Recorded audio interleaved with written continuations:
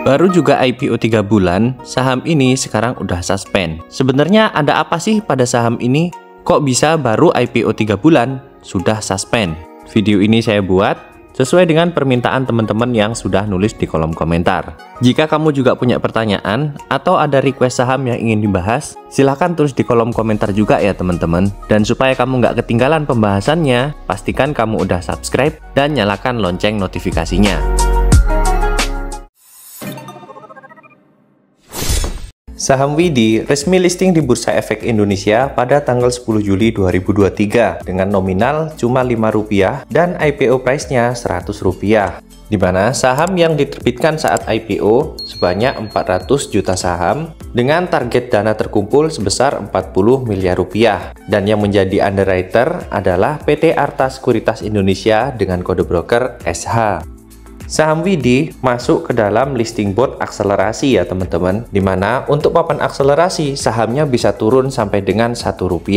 Harga saham WIDI pernah naik tinggi sampai dengan Rp264 sebelum sekarang dibanting ke Rp45 dan disuspend oleh Bursa Efek Indonesia. Dari grafik ini bisa kita lihat kalau pergerakan saham ini memang ekstrim ya teman-teman, bisa tiba-tiba naik lalu kemudian ARB lalu naik lagi. Satu hal yang bisa saya jadikan pelajaran dari pergerakan saham ini adalah saat adanya candle merah itu didukung dengan volume penjualan yang besar. Dengan begitu, ke depan jika kita menemukan pola-pola seperti ini, ada baiknya kita juga sudah mulai jualan supaya nggak terseret dalam atau bahkan buruknya bisa sampai disuspend seperti ini. Satu hal lagi yang bisa kita jadikan pelajaran dari saham ini adalah di tanggal 28 Juli 2023 ada investor individual bernama Leonard Setiawan yang melakukan borong saham dari semula kepemilikan 6,54% naik jadi 7,35%. Lalu kemudian berlanjut di tanggal 31 Juli dan juga 2 Agustus 2023 dengan kepemilikan terakhir di tanggal 2 Agustus 2023 sebesar 8,79%. Tapi satu hari kemudian di tanggal 3 Agustus 2023 Bapak Leonard Setiawan ini menjual saham yang sudah dimilikinya.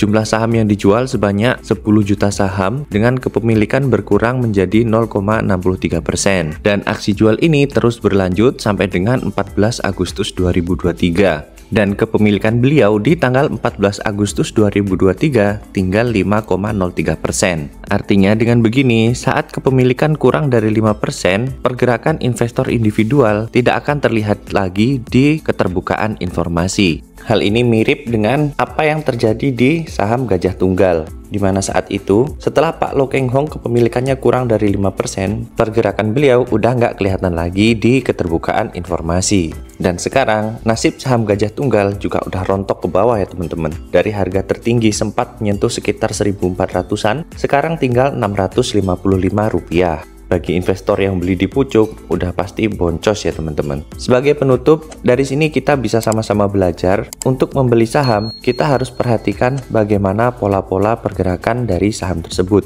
Jika kita melihat adanya penurunan harga dan didukung dengan volume yang besar, bisa jadi itu adalah tanda penurunannya akan terus berlanjut teman-teman. Sebagai investor, ada baiknya kita juga melakukan aksi yang sama dengan apa yang dilakukan oleh Big Money. Jika Big Money jualan, ada baiknya kita juga ikutan jualan. Kalau menurut teman-teman gimana? Apakah kita ikut jualan atau justru di hold sampai sahamnya turun atau bahkan di listing? Silahkan tulis di kolom komentar. Dan bagi kamu yang masih ada pertanyaan atau ada ingin saham yang dibahas, silahkan tulis di kolom komentar juga ya teman-teman. Dan supaya nggak ketinggalan pembahasannya, pastikan kamu udah subscribe dan nyalakan lonceng pemberitahuan.